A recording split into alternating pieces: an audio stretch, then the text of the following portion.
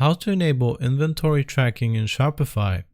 To show you this, we have to go to our products, and to do this we go to the left hand side, and this is the third one here under home. You see orders and then products.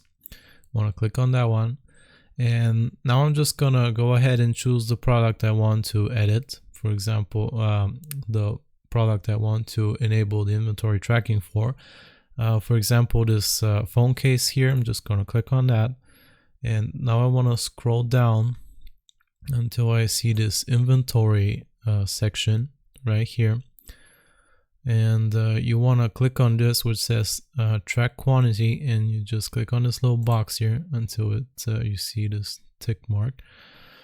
And that's about it. You just make sure this is clicked, and after that you want to make sure you save the changes. So you go up here on the right and you click save, and that's it. That's how you enable inventory tracking in Shopify. I hope this was useful. Remember to like and sub, and I'll see you next time.